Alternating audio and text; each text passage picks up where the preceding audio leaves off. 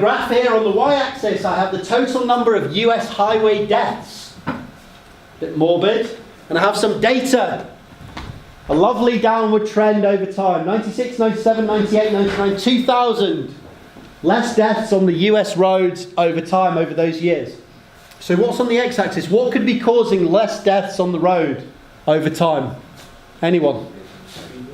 Speed bumps, new regulations on the road? Anyone? Maybe less people on the road. Maybe they've already crashed. Sorry?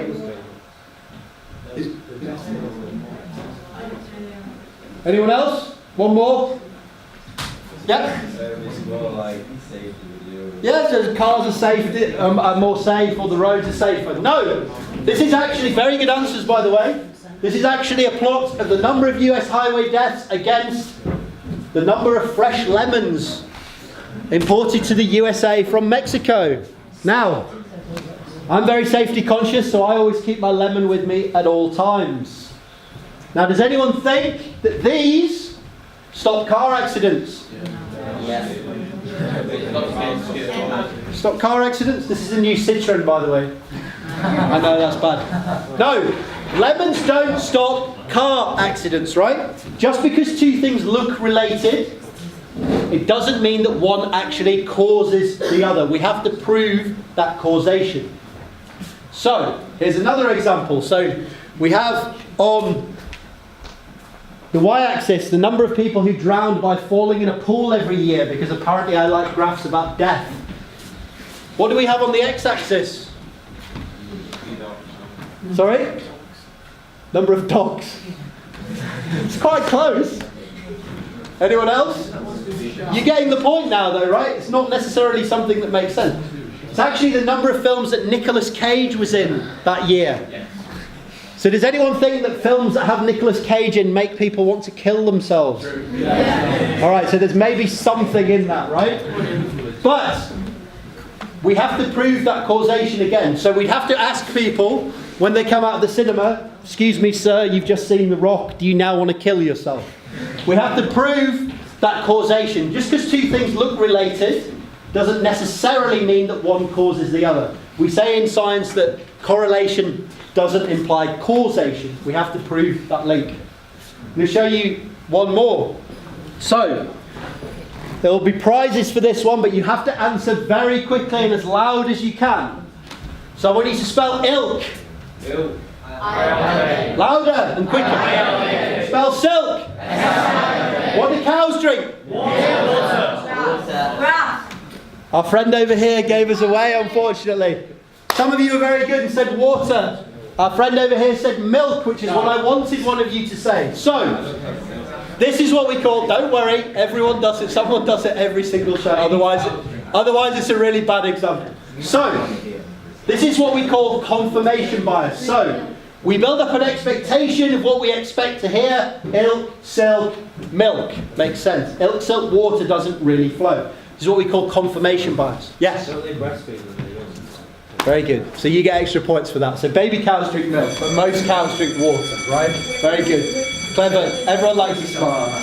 So, very good though. So, it's an example of confirmation bias. We build up an expectation of what we expect to see. And this is really damaging, for example, in particle physics, because if we expect to find the Higgs, we'll look for it, we'll yearn for it, we'll eventually find it. So we have to be very careful we're not just reinforcing our own expectations. Let me show you another example. Has anyone ever been in a situation like myself where they're singing their favourite pop song and they realise after a number of years that they never actually knew what the words were and they were just singing the words that they kind of liked? Yeah? And then later somebody tells you what the words are and you're like, I didn't even realise that those were the words. Right? It's sort of like we've all seen these once you see it you can't unsee it cartoons, right?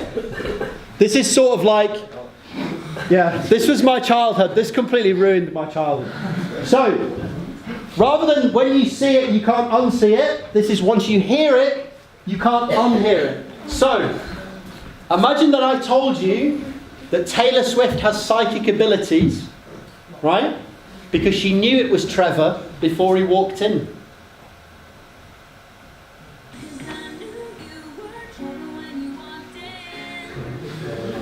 Yeah? It's hard to hear anything else, right? Does this just turn up? And imagine that I told you that Drake's friend Eddie really doesn't like his name. Because when you're Eddie, you should just say that you're Eddie. When you're ready, just say you're ready. What's the real word? But it's hard to hear anything else, right? Once I've told you what to listen to. And imagine that Rihanna really likes to have personal relationships with the things that she puts on her chips. I'm friends with the monster that's under my bed. But maybe that explains why she won't chew the steak. I want you to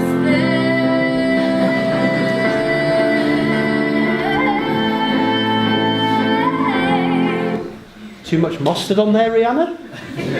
Yeah? It's hard to hear anything else once you've been told.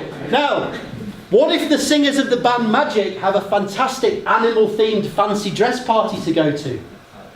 Saturday morning, jumped out of bed, put on my best suit.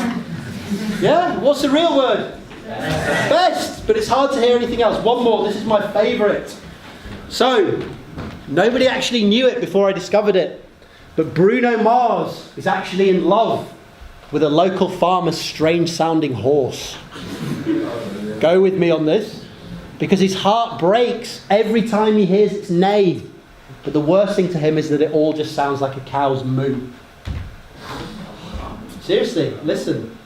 When our friends talk about you, all it does is just tear me down. 'Cause my heart breaks a little when I hear your name. It all just sounds like